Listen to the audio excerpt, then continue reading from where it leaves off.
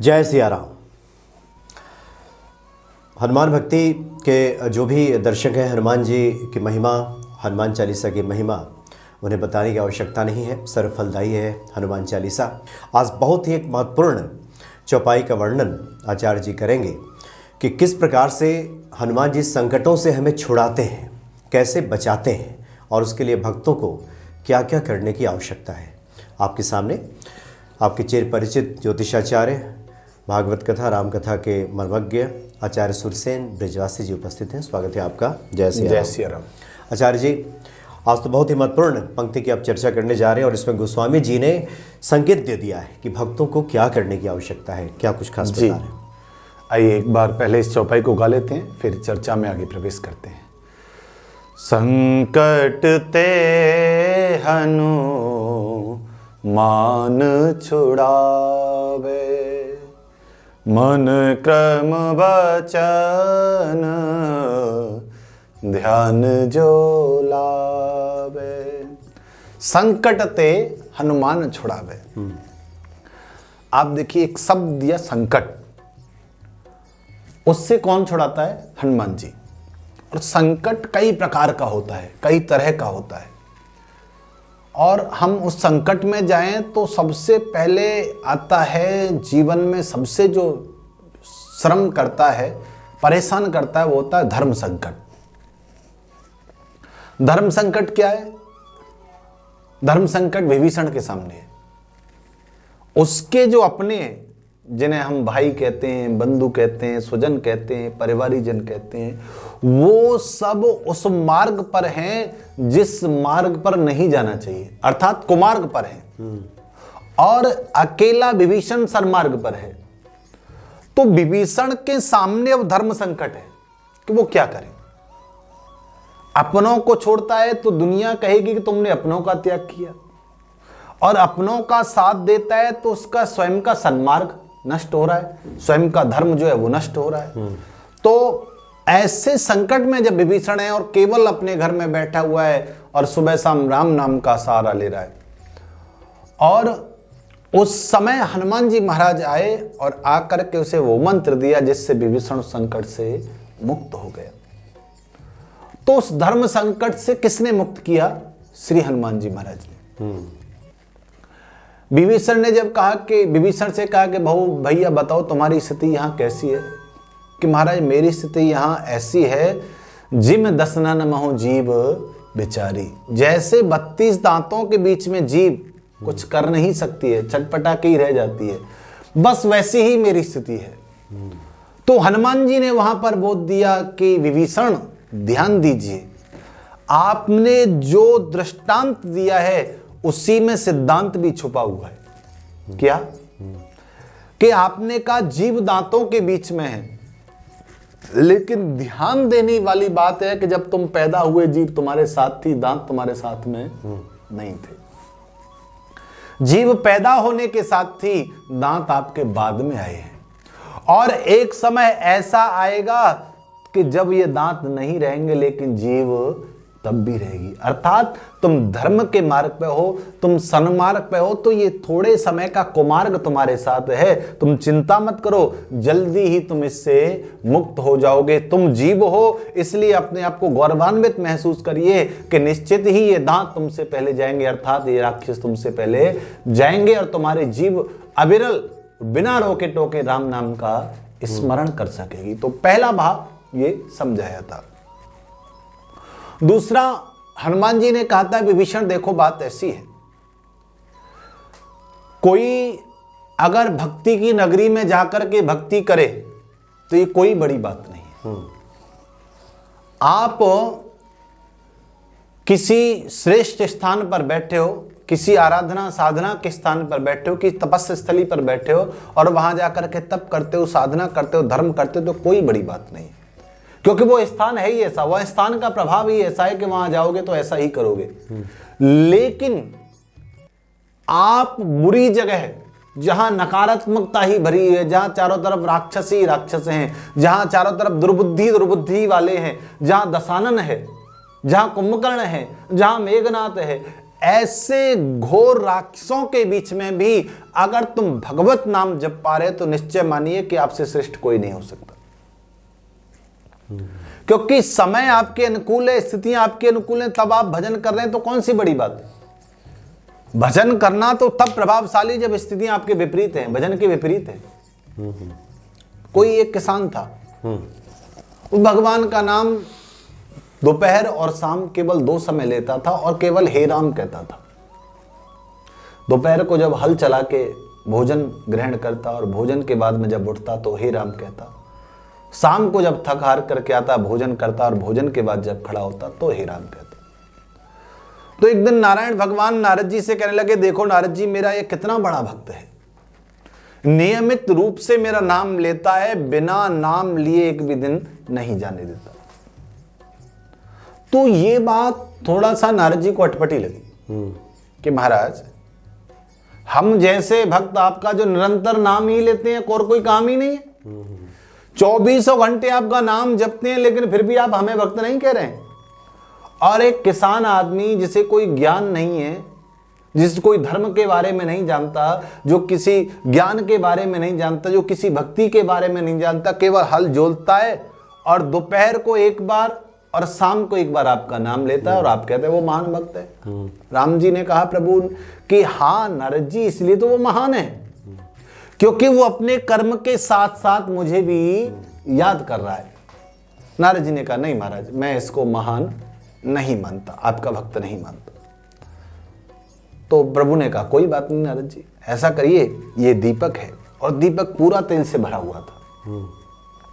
और प्रभु ने कहा सुनो, आप इसको यहां से लेकर के पृथ्वीलोक पर जाओ, शर्त यह है कि इसमें से एक बूंद भी गिरना नहीं चाहिए, और पृथ्वीलोक पर जाकर के जो अस्वस्थ का पीपल का पेड़ है उसके नीचे से प्रज्वलित करिए।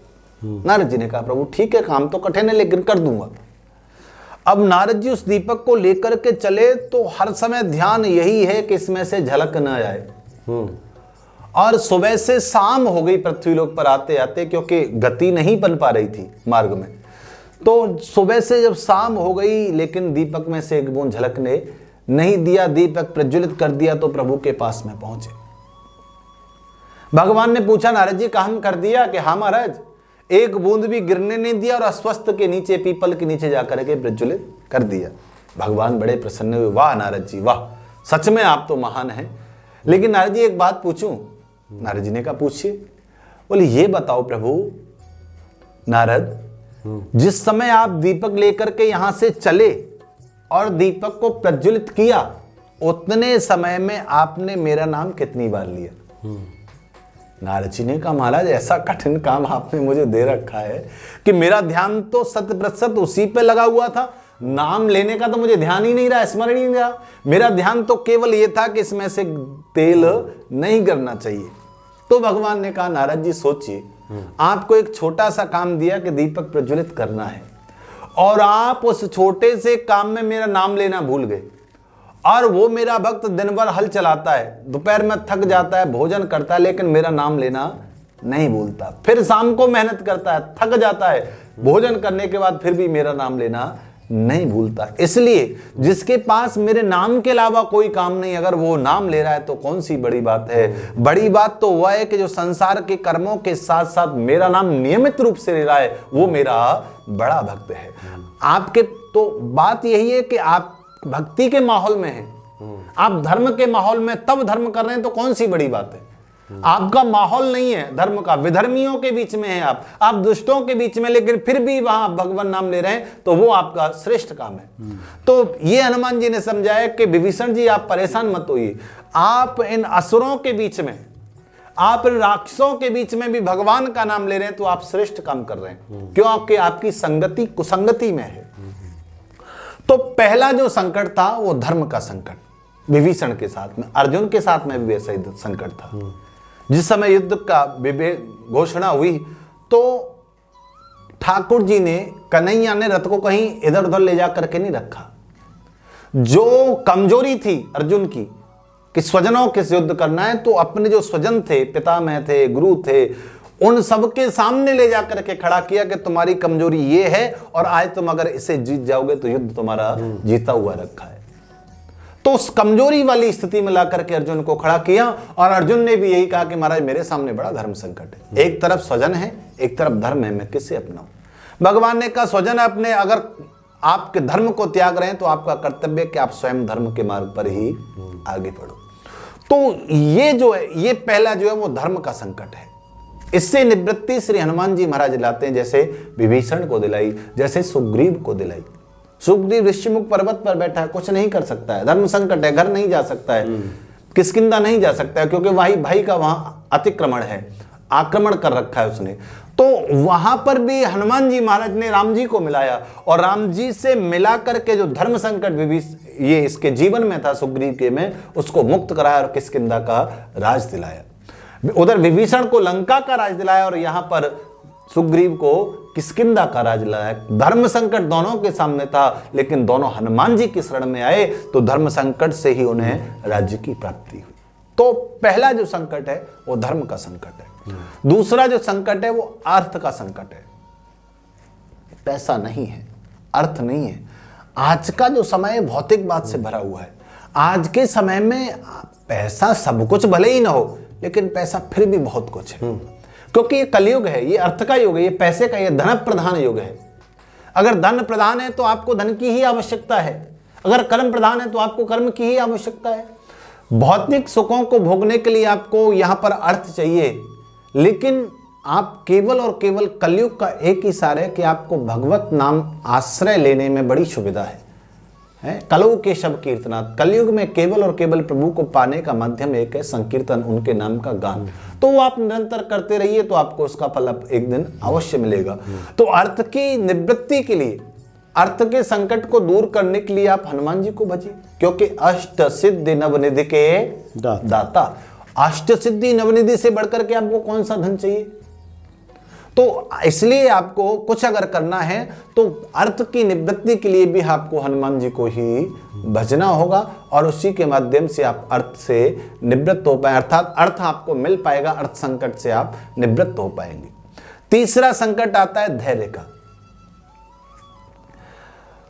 जीवन में स्थितियां कभी कभी ऐसी आती हैं कि धैर्यशाली व्यक्ति का भी धैर्य टूट जाता लगता है। हाँ, जिस धनुष को 10,000 राजा मिलकर के नहीं उठा पाए तो स्वयं महाराज जनक का धैर्य टूट गया कि अब मुझे ऐसा लग रहा है कि मेरी सीता का विवाह नहीं हो पाएगा, और मुझे खुद पर ही क्रोध आ रहा है कि मैंने ऐसी प्रतिज्ञा क्यों की। जो धैर्यवान थे, जो धैर्यशील थे महाराज जनक, उनका भी धैर्य टूट गया।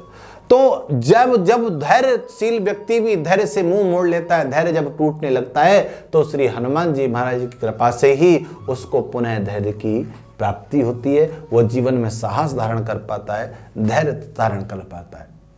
चौथा संकट होता है कुल का संकट। कुल का संकट कौन सा आया? रघुकुल के ऊपर। रघुकुल रीति सदा चले आई, प्राण जाए पर बचन न जाई। तो ऐसा संकट जिस समय केकई ने 2 वरदान मांगे। पहला वरदान, महाराज पहले वरदान में मुझे आप भारत को राज्याभिषेक दे दीजिए। दूसरा वरदान बोले तापस वेश विशेष उदासी, 14 बरस राम वनवासी। आप राम को वनवास दे दीजिए, ये मेरा दूसरा वचन है, ये मेरी दूसरी मांग है।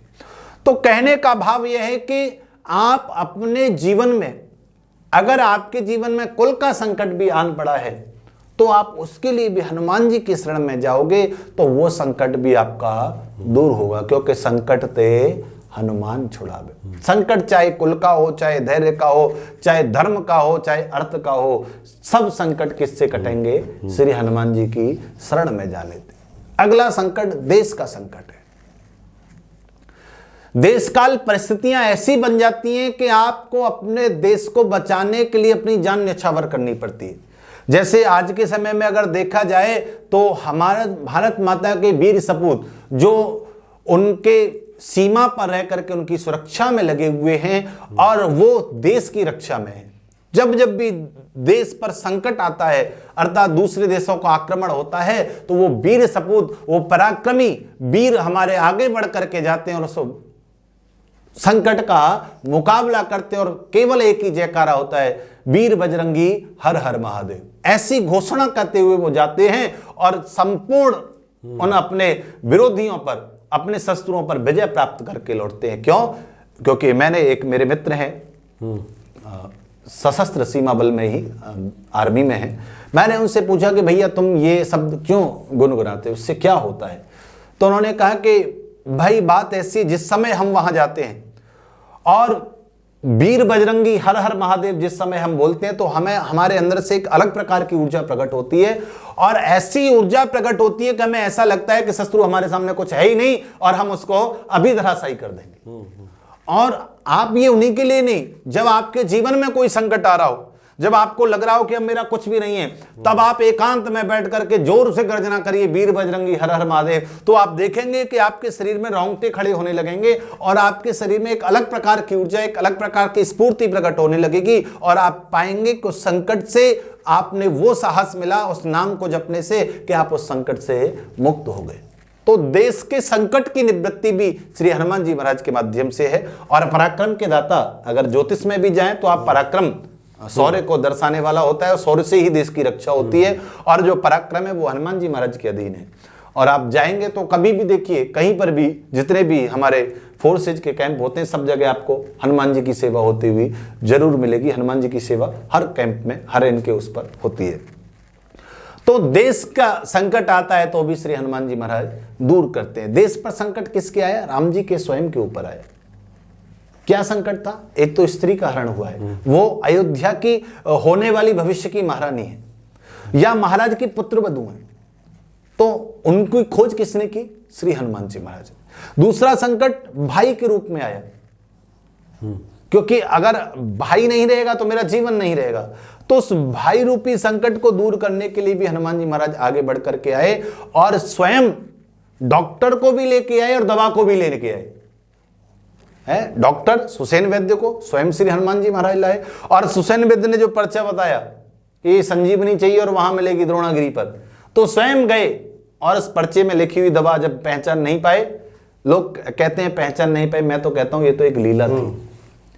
है भला जो ज्ञान नामाग्र गण्यम हो, बुद्धिमताम वरिष्ठम हो, क्या वो एक जड़ी को नहीं पहचान सकता? लेकिन उनकी अपनी लीला थी, जो जो करनी थी, इसलिए वो पूरे पर्वत को ही लेकर के आ गए। ऐसा हम लोग मानते हैं, एक उनकी लीला थी वो। हाँ, तो उस लीला को पूरा करने के लिए वो स्वयं लेकर के, आप बताइए, जो राम जी के संकट को दूर करने में लगा हुआ है, जो उनकी स्त्री की खोज कराने में लगा हुआ है, जो उनके भाई के प्राणों के संकट को यहां भी और वहां भी, किस समय? जिस समय 14 वर्ष पूरे हो गए, तो राम जी ने कहा अगर एक घड़ी भी मैं लेट हो गया तो मेरा भरत मुझे नहीं मिलेगा। तो क्या किया जाए? तो हनुमान जी की ओर देखा, हनुमान जी ने कहा जो आज्ञा प्रभु।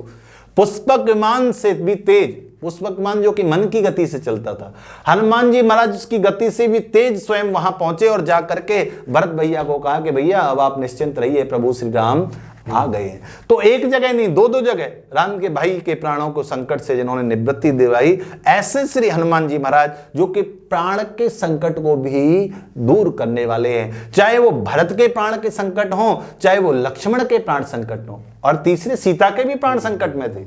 हैं? विचार कर लिया था कि अगर 1 महीने के अंदर प्रभु नहीं आए तो मैं अपने प्राणों को त्याग दूंगी। या जिस समय विचार कर रही हैं कि कोई अंगार ही ऊपर से आ जाए और मुझे अभी प्राणों की आहुति दे दे, अब मैं जीना नहीं चाहती हूं, तो उसी समय श्री हनुमान जी महाराज ने दीन मुद्रिका डार तब, तो उस समय जो मुद्रिका डाली और उससे मानो सीता जी के प्राण वापस लौट आए। तो देश संकट के बाद प्राण संकट है, तो उसको भी श्री हनुमान जी महाराज दूर करते हैं। और चाहे वो सीता के प्राणों का संकट हो, चाहे वो लक्ष्मण के प्राणों का संकट हो, चाहे वो भरत के प्राणों का संकट हो। दूसरी बात, पुत्र संकट। पुत्र संकट श्री दशरथ जी महाराज के जीवन में आया। वो नहीं चाहते थे कि उनका राम उनसे अलग हो। एक बार भूपति मन माही, भई गलान मोरे सुत नाही। जब ऐसी बात मन के अंदर आई कि पुत्र प्राप्ति मुझे कैसे हो, तो गुरु के पास में गए, और गुरु ही हनुमान वशिष्ठ जी के पास में गए और जाकर के कहा कि महाराज मेरे किसी भी प्रकार से इन संकट को आप दूर करिए। कौन सा संकट है? पुत्र संकट। क्योंकि अब राज को उसका उत्तराधिकारी मैं नहीं दे पा रहा हूं। चक्रवर्ती सम्राट होने के बाद भी तीन मेरी, वैसे तो बहुत सारी रानियों का वर्णन आता है, कहीं 350 रानियों का वर्णन आता है, कहीं उससे भी ज्यादा आता है, अनेकों रामायण में अलग अलग है, लेकिन प्रधानतः मूलतः हम 3 ही मानते हैं, कैकेयी, कौशल्या और सुमित्रा। तो दशरथ जी महाराज कहते हैं इसके बाद भी अब चौथापन आ गया, मुझे कोई संतान नहीं है। तो उस समय वशिष्ठ जी ने आप आश्वासन दिया कि जाइए, आपने चौथेपन की बात की है तो आपके चौथेपन में 4 संतानें आपको मिलेंगी। तो पुत्र के संकट की निवृत्ति भी श्री हनुमान जी महाराज के माध्यम से हुई। और दूसरी बात, सबसे बड़ा जो संकट होता है ना, वो हमारे मन, बुद्धि और चित्त, अहंकार का होता है। हमारा मन कब किधर गिर जाए, कब पतन में चला जाए, हमारी बुद्धि कब गर्त में चली जाए, हमारा चित्त कब भ्रमित हो जाए, हमारे अंदर कब अभिमान आ जाए, ये किसी को पता नहीं चलता है। तो चाहे धर्म का संकट हो, चाहे अर्थ का संकट हो, चाहे धैर्य का संकट हो, चाहे देश का संकट हो, चाहे अपने मन, बुद्धि, चित्त, अहंकार का संकट हो, कोई भी संकट हो, संकट ते हनुमान छुड़ावे। आपके जीवन में छोटी सी बात से लेकर के बहुत बड़ी समस्या तक सब संकट हैं और सबकी निवृत्ति एक है, वो श्री हनुमान जी महाराज। लेकिन कब? मन, क्रम, वचन, ध्यान जो लाए। तो केवल और केवल उसके लिए आपको क्या करना है? मनसा वाचा कर्मणा ध्यान रखना है। मैंने पिछली बार आपको बताया था कि जप, नाम और ध्यान तीनों की संगति चाहिए। तो मन दूषित नहीं होना चाहिए, शुद्ध मन के साथ में, शुद्ध भाव के साथ में आप जपेंगे। कर्म आपका खराब नहीं होना चाहिए। आप जप कर रहे हैं, अगर माला के माध्यम से कर रहे हैं, तो आपका चित्त वही होना चाहिए, उसी में। और वचन, अर्थात वचन आपके दूषित नहीं होने चाहिए। आप किसी को अपशब्द न कहें, आपके शब्दों में मिठास होनी चाहिए, आपके शब्दों में आशीष होना चाहिए, आपके शब्दों में किसी के प्रति गाली नहीं होनी चाहिए, किसी के प्रति द्वेष नहीं होना चाहिए। अर्थात शब्दों पर संयमित आपका संयम होना चाहिए। तो मन, क्रम, वचन, संकट के समय इन तीनों चीजों को आप संयमित रहिए। और सबसे पहले आदमी इन्हीं को खोता है, मन बेचैन हो जाता है, कर्म की स्थिति बिगड़ जाती है, और वचन शब्द जो है अपशब्द में परिवर्तित हो जाते हैं। लेकिन हनुमान जी कहते हैं कि संकट ते हनुमान छुड़ावे, लेकिन कब? कि मन, क्रम, वचन, ध्यान जो लावे। तो आपको मनसा वाचा कर्मणा तीनों से उनके चरणों में ही समर्पित रहना है, उनकी ओर ही लगना है। मन, क्रम, वचन से मतलब यह है कि प्यारे, जहां हनुमान जी स्वयं अपने मन को लगाते हैं, जहां हनुमान जी स्वयं अपने कर्म को लगाते हैं, जहां हनुमान जी स्वयं अपने वचनों को लगाते हैं। हनुमान जी का मन कहाँ लगता है? राम जी के चरणों में। हनुमान जी का कर्म क्या है? राम जी की सेवा का ही कोई कार्य करते रहना, चाहे कोई भी सेवा हो, किसी भी प्रकार की सेवा हो।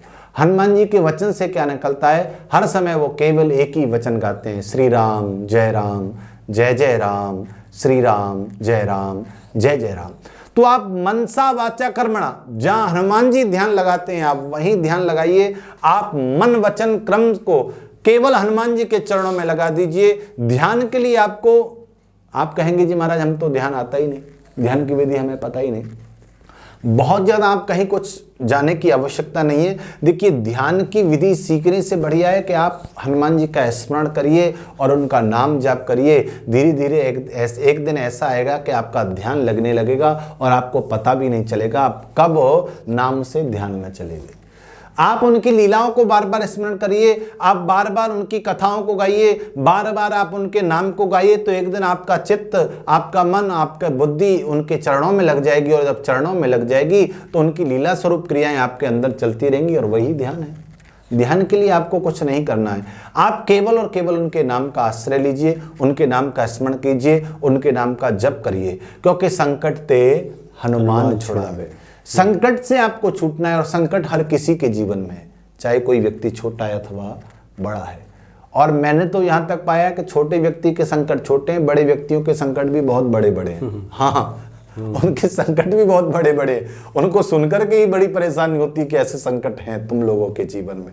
तो इसलिए संकट कोई भी हो, छोटा हो अथवा बड़ा हो, और संकट के प्रकार मैंने आपको बताया, या उससे अलग भी कोई भी है, तो वो किसी भी प्रकार का हो, उससे कोई फर्क नहीं पड़ता। लेकिन ये बात निश्चित है कि संकट कैसा भी हो, हनुमान जी उसे छुड़ाते हैं, उससे आपको बचाते हैं। लेकिन केवल शर्त एक ही है कि आपको मनसा वाचा कर्मणा अपने आप को उनके चरणों में समर्पित करना होगा। मन वचन कर्म से आपको अपने आप को उनके चरणों में लगाना होगा, बुद्धि को लगाना होगा, आपको चित्त को लगाना होगा, आपको मन को लगाना होगा। तो श्री हनुमान जी महाराज आपके ऊपर अवश्य कृपा करेंगे, इसमें कोई भी दो राय नहीं है, और न ही इसमें कोई शंका करने वाली बात है, क्योंकि स्वयं हनुमान जी महाराज हैं और ये स्वयं श्री तुलसीदास जी महाराज ने गाया है। तो इसके ऊपर या हनुमान जी के ऊपर हम शंका कभी स्वप्न में भी नहीं कर सकते हैं। आप इसका आनंद लीजिए, आप इसको अपने जीवन में उतारिए। आपके जीवन में कैसा भी घोर संकट है, आप निरंतर इन चौपाई का जाप करिए। संकट ते हनुमान छुड़ावे,